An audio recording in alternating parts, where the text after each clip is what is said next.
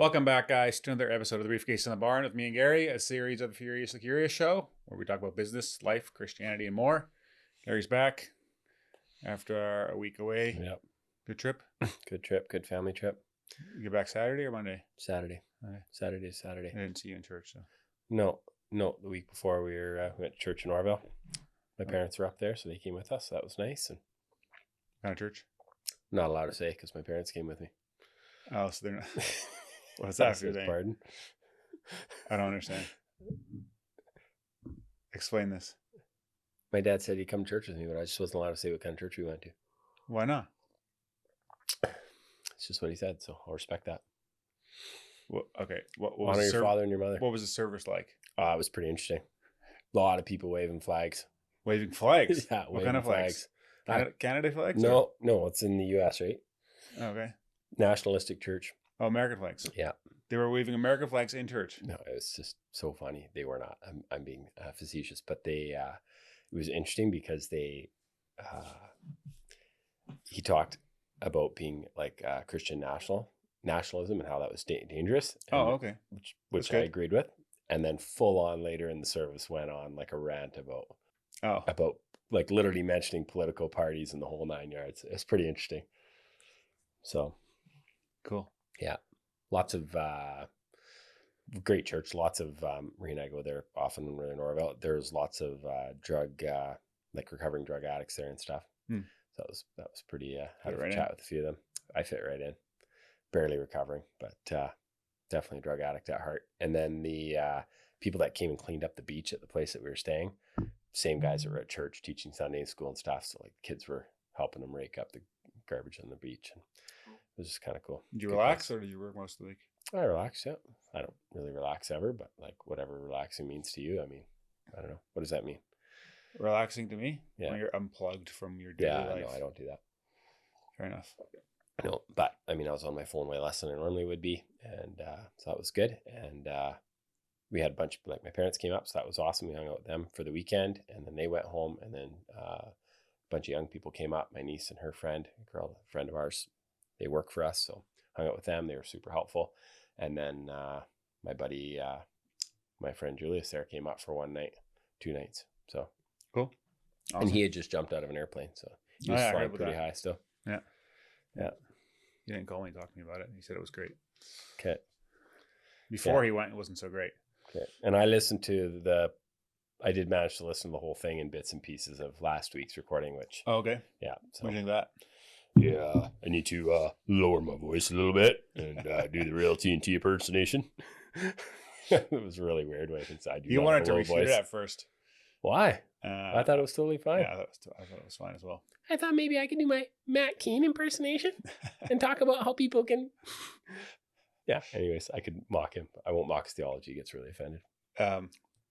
We did throw one away though. We recorded an episode that we're not going to publish. I never listened to it. You sent it to me last night. Have you listened to it? No, but Matt did, and he said it was a disaster. Should be banished from existence. Patreon only. On that note, did we say inappropriate things, or why is it so bad? I don't know. I haven't watched it back yet. Okay. Why did he say it was bad? No feedback. Just don't ever put it in publicly. Okay, fair enough. I did have someone reach out though. I mean, because I mentioned a couple of weeks ago how much the podcast costs, and he wanted to support the show, so he called me and just asked for my email. So he sent me an e-transfer. Oh, that was very generous. Yeah. So if there's more people that want to support, I'll put a link of the donation in the description. That would be hugely appreciated. Okay. Because I'm thinking about shutting this thing down. Just change it, right? Like. No, just to focus on focus on the coaching only. This doesn't make any money, right? So, if you like the podcast, or just start your own podcast. Yeah, that's what you would do. Too. That's what I would do. Yeah, the Gary Baars show. Couldn't help yourself. Legend in his own mind. No, I'm done. I'm done starting anything for a while. Okay. Cannot handle what I have going on. So at least for a couple of weeks. At least for today. It's been a good day. Sold another piece of equipment today. I had sold a lot of equipment lately at the tractor dealership. So that's good. See that John MacArthur passed away? Yeah, I know. All the churches that practice idol worship are really upset about it. Drives me crazy, man. What part? Sorry, it's too strong. But just how people put people on such a pedestal. It's so dangerous. Yeah. Like John MacArthur, I don't know the man, but probably a godly man. Yeah. Books from him in our house. But just when people make it about the person. It's like, there's verses about this. Veers into very dangerous, right? Yeah, It's like, I'm sure there's people that idolize him, but I also know there's a huge swath amount of people that have been super blessed by his preaching and his books and stuff like that. It's just that churches, like they just align with his church. Like they'll follow, you know what I mean? And it's like, is that being spirit led when you're like, oh. But that's kind of what everyone sort of does, right? Calvinism. Well, that was the example I was going to give, but that was just a derogatory. I was going to say, he is to a church that I know in Chilliwack as to the church that Calvin was to the church they came from, where it's just like this, as if this person can do no wrong or everything they believe is spot on. Well, like obviously amazing. No, but if you actually listen to what he says, not what the people around him say or the people that idolize him say, but actually what John MacArthur taught, I super appreciate him for how he just sticks to the Bible. Like he taught what the Bible said. Is that what his show is called? Back to the Bible? Or is that a different guy? I don't know. Okay. There's one of them that had a radio. But he really and he shaped a lot of people that way. Like a lot of, because he had a seminary as well where he just said verse by verse, chapter by chapter. And that's really how he go preached. Through the Bible. Yeah. And that's, and he was very alone in that when he started, because I think he pastored like for 40 or 50 years. And he thought he was kind of like one of the only ones that did that. And he just refused to do anything else. Was he a Baptist or not? Okay. Reformed Baptist. I don't really know what that exactly means. Reformed what the Baptist, term is. Okay. Was he? He was Reformed though. Yeah. Yeah. Okay. Like So he associated later. He came in touch with like Archie Sproul, and I heard a debate with the two of them. I think on baptism. Yeah. I've watched that one on YouTube. I remember my dad telling me it did not enlighten me. Okay, I remember my dad telling me he watched that, and so MacArthur went first. Yes, and basically it wasn't really a debate. They basically had just shared their view. I mean, both shared a half hour of their view. But I remember him saying after MacArthur shared, he was like, "Oh," but then Sproul shared his half hour, and then it was good again. Made sense. Yeah. Okay, I listen to Archie Sproul too. Pardon? I listen to his stuff. What pastor would you say would have been most influential in your life? Like right now? Yeah, or in general. Like for me, it'd be John Piper. Definitely had the biggest impact. I would say a combination of some. I wouldn't pick one. Okay, pick probably between Mark Driscoll and, I'm scared to say his name because it's so controversial now, but Matt Chandler, Mark Driscoll, and Timothy Keller. Okay. Mark Driscoll's back again, and he's always on my Facebook feed and reacting to reels. Yeah, I know other people that do that. It's really weird. It bothers me. I was like, it was in 08, 07, somewhere in that period when I started listening to him. And his church was obviously exploding in Seattle. There's a whole podcast on the collapse of that church. It's pretty sad. It's like I have PTSD. I think I said this already on the podcast when I watched that, but listen to that podcast. But he just like hammered young men. He hammered men to be pure, to like, and there again, like he was considered probably a male chauvinist and a lot of inappropriate things by certain swaths of people. But he would have been like a Christian version of Jordan Peterson, and then kind of Joe went off Rogan the rails. More. Yeah, I guess, way more crass, right? And definitely his early sermons, they would have taken off the website because he was totally, it was like if I started preaching, like just not appropriate, right? Just like, okay, you don't have the discernment and wisdom. It's almost like he knew the crassness would get him more views. I don't know if that was the intent, but I think, in Seattle's a super, liberal city, I guess, for lack of a better word. I think there was actually, I remember seeing an article in Time magazine about him because it was like, it exploded. Oh, that's what I mean. So, but then to go from that to have just people. And I think that's the thing about being a leader in general. And that's the balance. Because if you talk to any Christian leader or a lot of Christian leaders, or I feel like being a leader in some little areas of my life, it's like, hey, you're not going to please people all the time.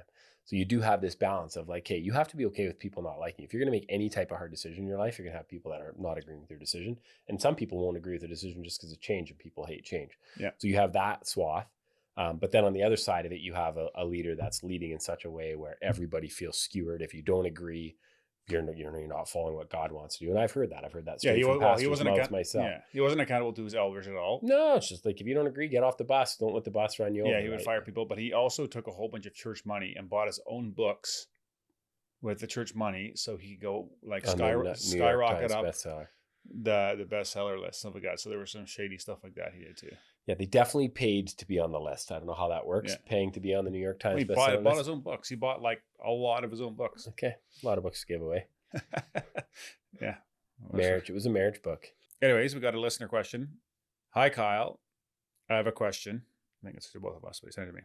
I was hoping you could answer this on the podcast. I'm probably going to sound like a tool for asking, but how do you distance yourself from identifying with your business? When times are good, being too proud, and when times are bad, feeling like a piece of shit. Thanks.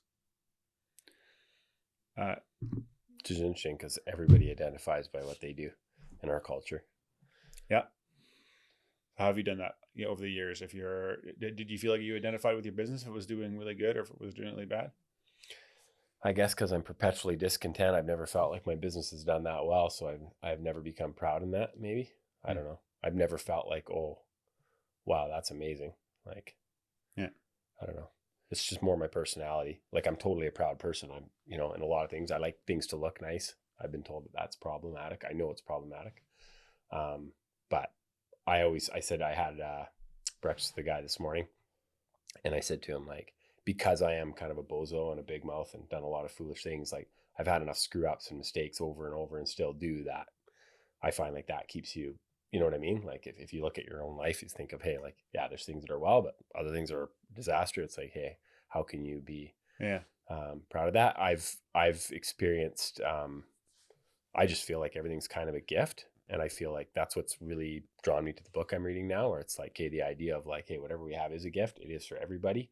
And how are we stewarding it, right? And so, yeah, I think, well, I mean, your identity shouldn't be found in your business in the first place. No, it is really easy to, though. That's totally a valid comment, yes. Right? So, but if it should be found in Christ, right? Like what Christ has done for you, that's where your identity should be. Yeah, but we spend how much of our days in our mind, if we compartmentalized our life, how much of it would it be doing those things, following the Lord? So like we should do it in everything we do, but how much of our life is spent in that, or how much of it is spent working, right? Like I just think so much of our life revolves around our work and what we do and how much money, like just the way that our society is structured, right? So yeah, I know, but I think that's still a lot of people don't put any effort into that or aren't Christians, and then it's for sure going to be a problem. When it goes really well, you are, going to be super proud about, look at me, look what I've done. And on the other side, when it's crap, you're going to feel like crap. And I don't think you need to, things can be, you can have no money, and, be still happy, be faithful and still be content. Being faithful and still be being faithful. Yeah. I mean, I think the Bible says godliness with contentment is a great gain. It's not just contentment. It's not just godliness. It's the two together. Yeah. So, yeah. I mean, don't worry about it. Just go do the right thing today. Yeah. If your business is doing well, go do the right thing. If it's not doing well, go do the right thing. Yeah. And I always feel like, and I had some guy the other day, he's great guy in our community, and his business is kind of like taken off and he's doing really well. And he just told me the whole story of how like early on couldn't be generous. Now they can be generous. They support lots of stuff that I've asked them for money for, lots of nonprofits. And like, I know they support other stuff, and it's like, there's 1,000 ways to just keep yourself less successful if you want to.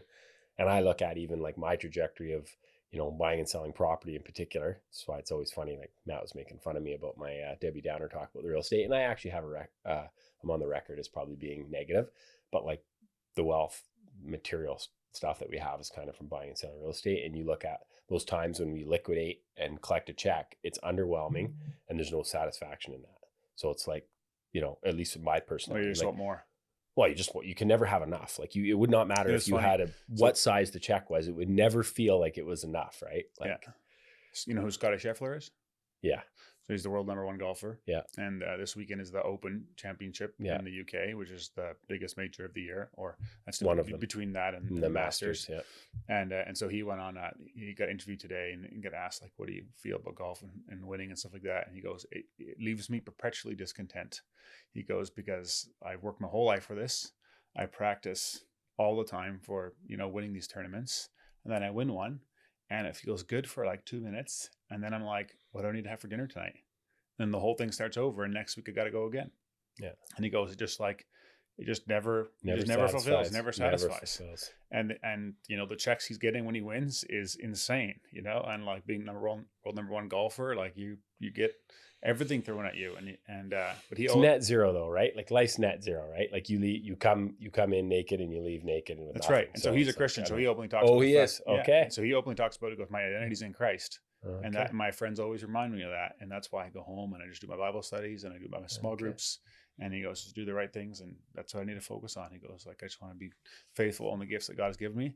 But he goes, yeah, golfing just doesn't satisfy me, which is wild. He goes, I desperately want to win though every week.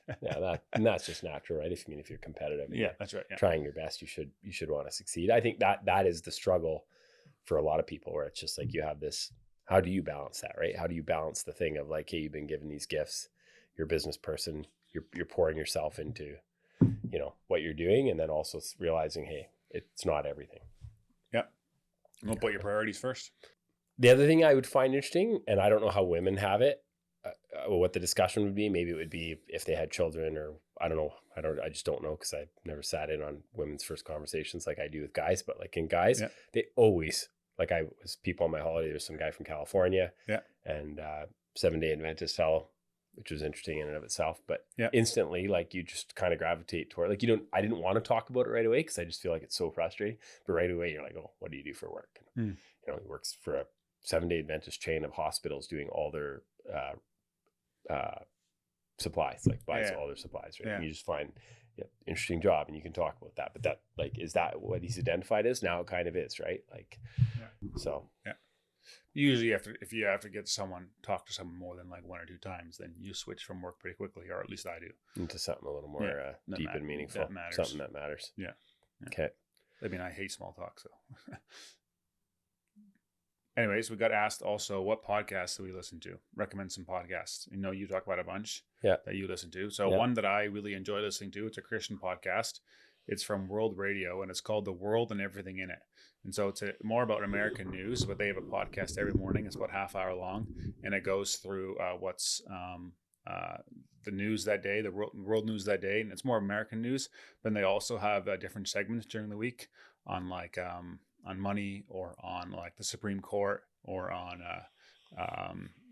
like a culture Fridays, I think they call it, and they get different guests on. So it's the world and everything in it. Really good podcast I've really enjoyed over the years. A cool podcast I listen to with my kids is Real Cool History for Kids. It's also a Christian podcast, and it just goes through different world history and tells good stories. Love listening to that with the kids and Malachi. So those are 2 podcasts. I don't listen to a lot of podcasts, but those are the ones I listen to the most. When do you listen to podcasts? When I drive. Okay. And so I don't drive that much. So. Okay. Work from home. Yeah. I think I've referred to it before. I've listened to quite a few of Matt Shantz' deep thoughts. Some of them I found more interesting than others. I like the, I think I've referred to the Overcomers with Matt Chandler. So I also listen to his sermons, but he has a podcast called The Overcomers. It's super. Like, I could recommend all kinds of, he's recently on there himself. His wife interviews him. I have the Acquired podcast. Every company has a story. Okay. Long podcast. The story of Facebook, the story of IKEA, 3 to 5 hour podcast. Really like them. That I've listened to those lately. And then I've recommended the Looney Hour. I know people listen to the show to us. They've started following the Looney Hour. I mean, it's all economics. You're really struggling. Oh man, I'm in so much pain. Okay. Yeah, I found it very interesting to watch. So I never watch our own podcast ever. Oh, okay. You watched it this time But Matt? I watched it with Matt. So it was just interesting. Like, he's giving me all the feedback of us interrupting each other. And I'm thinking, yeah, Kyle does interrupt me a lot. Actually, I hadn't been bothered by it before, but now it will. You watched me and Matt. You interrupted him, right? Oh, okay. And I interrupt you. So it's whatever. But, yeah. And so I listened to the Gospel in Life, Timothy Keller. I've listened to a lot of his sermons. I listened to like a local real estate podcast from Vancouver. Yeah. But like, even the Looney Hour, it's all economics. It's like they do, like, we regurgitate a lot of the same things, and they do too. Yeah. It's just we're talking about more than just the real estate update, right? Yeah, fair enough. There you go. There are some podcasts we listen to. I'll actually put my music playlist as well that are on Spotify in the description if people want to listen to the music I listen to. There's a big difference. There's a big spread. Me too. Big spread. There's one called Real Rap, Gospel Favorites. Got a whole bunch of different ones. Do your kids listen to music with you? Yeah. Can they listen to anything that you listen to? Yeah. Okay. Once in a while, if like there's. You go rogue? Yeah, if there's a something I listen to that's not good, they'll pick it up quick and they'll be like, Dad. Yeah, this is not okay. Switch this. Interesting. Yeah, they're very aware. Our kids are currently outside swimming. Do you think they're safe? Yeah. Because my little guy doesn't know how to swim. Okay, Nicole's out there and Malachi's will be. He's a lifeguard? Yeah. He's pretty aware of what's going on. Okay, I'm a little worried now. Definitely been. I'm gonna end soon anyway. I'm gonna stand up again. So yeah, I went to the doctor again this morning. Got a little bit of a harder drug for the pain, and I got So I guess my bottom 2 or 3 vertebrae are pinched. Okay. And the bottom of vertebrae has arthritis in it. And so, did you do a scan or something, or how? I did an MRI last week. You got an MRI done? Yeah, I got a private MRI done. Okay. Like $700 in Surrey. Money well spent. Well, yeah. Now I can go to the surgeon right away, and so I hopefully get a meeting with the neurosurgeon the next week. And what are they going to do there? And they're going to shave down a disc, I guess, so it's not pressing up against the nerve. No other option other than shaving down discs? I have no idea. I've been doing all the exercises and everything else. Everything they've said. It's been like 11 weeks now, but it's brutal. Like I woke up at 1 this morning and didn't sleep anymore, and it's getting most of the time in agony. Yeah, most of the time I would lay down on the floor and work. Just put a laptop down and or stand up. But standing I'm really getting sick of standing. So. Okay. Yeah, we had. I had lots of interesting meetings lately with people. And one of the ones was with good friends of ours. We went out on Saturday night for dinner. Okay. And they informed me that they do listen to podcasts now. I told you nobody listens, right? Mm. So, and it was actually easier when they didn't, because now, of course, I'm getting critiqued, right? Before they would just awkwardly say like, I don't want to listen to you. Oh, yeah. She admitted, no, it was semi-interesting sometimes, you right? Can't say their names? No, definitely not. Definitely not. No, not incriminate my good friends by listening to this verbal diarrhea. But they one of the things that they said was like, "Oh, you're always holding back." I can just, because they know me really well, right? As you do, and my wife, obviously, when she listens, it's like, "Oh, you're always holding back." And she's like, "Yeah, I listened to one the other day. You're talking about like how much sex somebody should have, and didn't want to even touch it, right? Like just left it alone." And it's like, how come you didn't talk about your schedule for sex, right? Because like me and Marie have like a whole schedule, and like. Just like it's a healthy thing. If you had your marriage meeting and you have 6 kids, 11 and under, like scheduling, got to make it a priority. Got to make it a priority, right? So it's put it in the calendar, right? Right, first Monday of every month, right? So it's like, hey. I was actually talking to Nicole about this, about how like in a business you have meetings and you like talk about what you want to get done. You write down your goals. Like you structure things. You're really intentional about like where you spend your time. And how like running a home is like basically running a small business, right? You have a budget, or you should. It's more like running an insane asylum, I think. Well, it definitely is in our house. But like, a lot of people don't take any intentionality for it, right? And then they wonder why it all falls apart. Exactly. It's like, no, if you are not paying attention, if you are not laser focused on where you're going, you are for sure going downhill. Yeah. You only coast downhill, and that's in anything, right? That's for sure in your marriage, and even with. But even kids. Like the detail things, like what do you want to teach your kids? Yeah. Like you need to talk about it. You can't just assume that you like. It's just gonna all come out. Yeah, and then you're gonna say no. You like all that stuff. I think it's super important to be intentional about that. Otherwise, just you got nothing. That's the one thing that matters most. Yeah. You are in agony. Eh? This thing's over. We got. I always try to go half hour. We got 5 more minutes. Okay, what else we got? The time's important to you? I try to always go half hour. That's kind of you get real anxious if we're over too. Not really. I mean, that NRC one, that answer the NRC question, that was over. How was the feedback on that? I got really positive feedback from everybody. Yeah, people said you were surprisingly gracious. It was a bit of a backhanded compliment. I guess people don't know me that well. No, they actually know you really well. So it's the first thing people say to me, right? When I don't know them, be like, "I know you really well, even though you don't know me." Because they listen to the podcast. Right? Yeah. So people get a whole insight into your life. People like and the history. People really enjoyed the history. I like the history too. I appreciated that. And could have left it. And they said I was gracious about it. Could have left it at a history lesson, I think. But usually the people that don't like it, I don't hear from anyway. So you think so? Yeah. People have been honest with you. I like that. I think I've appreciated that people have even. I think it takes courage to stick your neck out, and I think conflict is healthy. It's the pathway to intimacy, right? So. I'm not saying I don't like it or don't want it. You just feel like people don't normally criticize you? The people that, like, for example, on this topic about the NRC, I'm not going to hear from the people that are offended That by were it, really offended, but were bothered by it, they're not gonna reach out. No, and that's okay. I'm not expecting them to, but I'm just saying the majority was really. No, I think it was good. So wasn't this. Okay, money, possessions, and eternity. Eternity. Page, I didn't bring the book. Page 166. I didn't bring the book. I can't read it. Oh, you wanted to talk about it? No, I want to read it, so I'll read it next time. Okay. What about mass deportations? Oh yeah, this came up the other night at the dinner table. It was just the idea of and I don't know, if it's probably been done before, but it feels like, and there again, there's people that probably know, but in Chilliwack where we live, we're at the end of a valley. And for those that don't live right around here or don't know the area well, it's warmest, probably one of the warmest. It is the warmest area in Canada, in the winter. And we have 300 or 400 homeless people population in Chilliwack. And so if you listen to people talk there again, I mean, just from what I hear, and I think it's probably is true to some degree, there's people that literally get shipped in here or just come here because of how well you get treated when you're homeless, right? And I don't mean just homeless, hey, you have mental illness and you literally can't afford to pay rent. No, you pound back the fentanyl and you're a cracker and you're literally on drugs and you obviously don't have any money left to pay for a house. Both of those, right? Yeah. And so it's you have this idea. I wondered would there be some way, at some point the pendulum is going to swing and the silent majority is going to get fed up with the idea of, hey, we're going to give free drugs to people, right? This is not. Is that what the safe injection site does? It gives free drugs? Some do, and it's harm reduction. It's called, for sure they give free drugs, and it's called harm reduction, right? That's what they would call it. Yes, it would be called harm reduction. I'll do more homework and be more educated so I can really say exact stuff. But I thought they just had it's even crazier than that. If you're down there, no.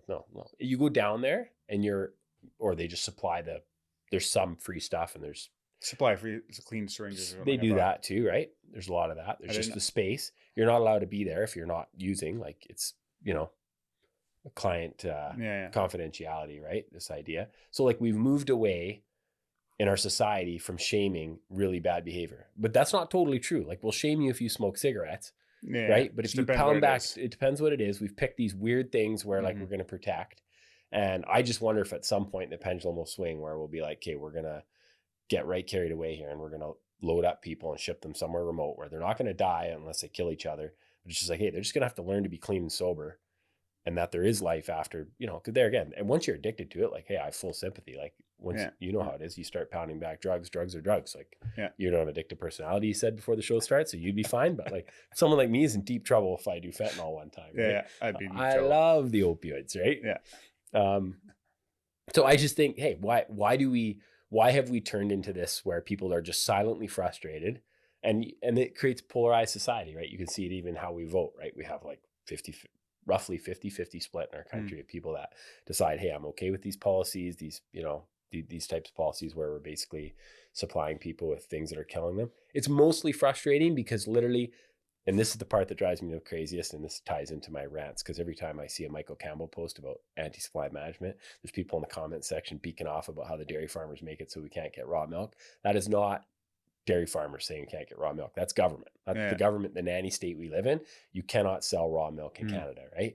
Yet you can literally get any kind of drug that'll basically kill you. There's signs. If you go downtown Chilliwack, there's signs all over. Hey, the current batch of crap out there is laced with this and it's dangerous and it's got 10 times as much, power and it's going to nuke you, right? Be careful, So I just think, hey, when does the pendulum swing? Would it be an idea to where hey, we just literally round up people at some point against their will and say, no, you are going clean and sober. Keep them alive, for the detox them for 36 hours or whatever, give them the medicine they need to not die. And then no, you're just going to figure it out and live sober. This is BS, right? Now there's a building right along by my parents' church there by the Free Reformed along the highway. Yeah. They're building all that's connected to Ruth and Naomi. It's all this housing. It's listen, none of us think that somebody should die laying in the street. We're all going to agree that we should care for these people, but not bad behavior just has never been rewarded. Since when would you think as a society that it's healthy to reward bad behavior, right? Yeah. And for some reason, I mean, a lot of this I don't even know about it. So I actually applied at the Salvation Army shelter to be a casual worker. You're going to find out real fast. Where I'll work probably 4 or 5 shifts a month. Are you going to do it or not? You don't know. Yeah, I got to apply. I got a first interview and it seems like I'll get it. But okay, well, don't talk about mass deportations. But I'll learn a lot and just I'm talking and being around those people more. But like, I think a lot of it, I just, just don't know about, because I think a lot of things like this, we talk about it. Like, you go downtown quite a bit and talk to these people, but that's super rare. Most people are like, go sit in their, nice homes or whatever else like that, and they see the problems when they drive through. They don't actually engage and see like what's actually going on and what are these people actually dealing with. And they're broken, and every single person there they've had a harder life than most of us could ever imagine. I'm not disagreeing with any of that. I'm not disagreeing with the idea, but even the idea of, like, just from a biblical principle, there's someone in my family that will remain unnamed. They would say, the Bible says if you don't work, you don't eat. Like, like if you're capable of working, which obviously a lot of these people are, if they weren't pounding back the dope, but we've just created this culture of like, hey, there's sympathy, and there always is sympathy. There can be sympathy, but like empathy doesn't need to turn into enabling, right? Yeah. And it's I think that's the difference too, is like, get rid of that, like thinking about care for these people differently instead of enabling, like actually focus on rehabilitation. So a couple of weeks ago, I took a couple of guys out that I found that were at McDonald's, and I asked them, I said, what do you guys actually need? So I was just curious what they would say. And they said, people to talk to, like an actual like psychologist to talk to help me unpack. Did you tell them you're a psychologist? No, I'm not a psychologist. But I thought that was interesting, because obviously, like, a lot of this stuff is from trauma, that they're on drugs for. And my own story is like, I've said it a few times. Nicole said to me, like, if you don't deal with the pain of what happened to you as a kid, we're never going to stay married, because I was going to keep going back to my addictive things, and like I needed to deal with the root of the issue, and like something like that. How do you do that on a mass scale for these people and actually care for them that way? Because I guess from my perspective, so I agree with all that. I just feel like when you're loaded all the time, like you're on such powerful drugs, drugs need to get removed. You're never getting better. Like, you're just never getting better. Right? No. And anytime I bring up, even like for the girls' birth parents or just people, I'm like, hey, like, we'll happily pay for treatment, but people have to want it, right? And so when you make it easily accessible, you make it socially acceptable. I do not believe that you should just be giving drugs to people. I'm just not sure that's helpful, right? I would be curious to know. There again, there's people that would probably really strongly advocate for just the system that obviously there is, because people are okay with it, right? And it's being funded by the taxpayer. So, which is why you should give your kids a wide open phone, because that's drugs. Yeah. You're giving them drugs. You should take your kids downtown. Yeah. You should educate your kids on what life looks like. And I always tell my kids, like, nobody starts off at a party thinking they're going to be a homeless person whacked out on fat. So these two guys I picked up, I bought them both a couple packs of cigarettes. And they were just tickle pink. Was that enabling? No, I always buy people smokes. I just live vicariously through the homeless people that I give cigarettes to. Let them have a couple darts for me. I was hanging out with somebody yesterday. I love smoking. I was at Have I said that on here, how much I like smoking? Yeah, because I was talking about people on Sunday night. I was playing volleyball with a group of people from church. And we were talking about smoking for some reason. And someone asked, does Gary smoke? And it's like, Gary smoke a ton. And I reminded them that as soon as your son starts smoking, you're going to be back on it. Yeah, so far they're really against smoking. That's good. Yeah, it's really unfortunate. Yeah. They ingrain these kids now how bad it is for them. Malachi always goes after me too if he sees me smoking. Stop. Yeah. Anyways, I'm sure it is really bad for you. I felt like crap whenever I smoked. I'm thankful it stopped. But yeah. Anyways, hey, did you find your diesel mechanic? Nope, still looking. Okay. Looking for a automotive mechanic that specializes in trucks and ideally diesel trucks. Okay, that, and also if you're cash reward for someone that sends me handyman, willing to work on pumps and that kind of stuff, water systems. If you have a lot of experience, $40-45 an hour. If you want an apprentice under that and just learn the trade and you're 18, 20 years old, reach out to me and I'll connect you with the right guy. Great company. Good company. And if you're looking to have a position you want to fill, reach out and I'll advertise it here.